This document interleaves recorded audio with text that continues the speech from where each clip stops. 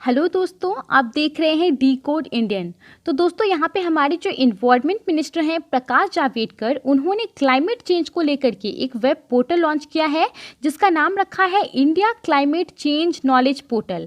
जैसा कि आपको दोस्तों इसके नाम से ही पता चल जाएगा, इसके तहत दोस्तों सरकार क्लाइमेट चेंज को लेकर के क्या क्या कदम उठाएगी, चाहे वो नेशनली हो या फिर इंटरनेशनली हो, उसको बताया जाएगा इस पोर्टल के थ्रू। साथ ही दोस्तों ये पोर्टल आपको ये भी बताएगी कि जो अलग अलग मिनिस्ट्रीज़ हैं वो किस प्रकार से क्या क्या एक्शन को एडॉप्ट कर रही है क्लाइमेट चेंज को लेकर के। उसके अलावा दोस्तों ये आपको ये भी बताएगा कि वो जो एक्शन ले रही है अलग अलग मिनिस्ट्रीज़, उस एक्शन को किस तरह से इम्प्लीमेंट किया जा रहा है, ज़मीनी स्तर पर उसे लागू किया जा रहा है। अब कुल मिलाकर देखें तो इस पोर्टल का मेन ऑब्जेक्टिव तो यही होता है कि लोगों के बीच में सरकार ने क्लाइमेट चेंज को लेकर के क्या क्या एक्शन उठाए हैं और क्या क्या उठाएगी उसकी जानकारी देना। दोस्तों जब हमारे इन्वायरमेंट मिनिस्टर प्रकाश जावड़ेकर जी इस पोर्टल को लॉन्च कर रहे थे तब उन्होंने कुछ कुछ बातें कही हैं। सबसे पहले तो दोस्तों इन्होंने पेरिस एग्रीमेंट का जिक्र किया है। ये जिक्र करते हुए उन्होंने कहा है कि इंडिया जो है वो प्री 2020 क्लाइमेट चेंज के टारगेट को पहले ही छू चुका है। साथ ही दोस्तों उन्होंने कहा है कि भले ही इंडिया क्लाइमेट चेंज को लेकर के रिस्पॉन्सिबल नहीं है, लेकिन आगे चल करके वो सभी कदम उठाएगा जो कि क्लाइमेट चेंज को के चैलेंज को कम करेगा। दोस्तों प्रकाश जावड़ेकर ने यहाँ पे क्योटो प्रोटोकॉल का जिक्र करते हुए कहा है कि इसके अंतर्गत जो देश हैं उनसे बेसिकली उन्होंने डिमांड किया है कि वो भी इस तरह के कदम उठाएं, क्लाइमेट चेंज को लेकर के वो भी सीरियसनेस दिखाएं।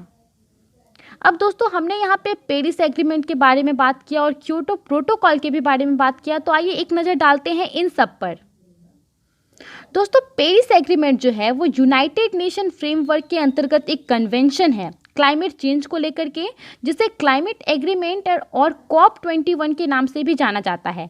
बेसिकली दोस्तों ये एक अंतर्राष्ट्रीय ट्रीटी है जिसका मेन ऑब्जेक्टिव यही है कि किस प्रकार से ग्लोबल वार्मिंग जो होता है उसके लिए जो एमिशन ऑफ गैसेस होता है उसको किस प्रकार से कम किया जा सके।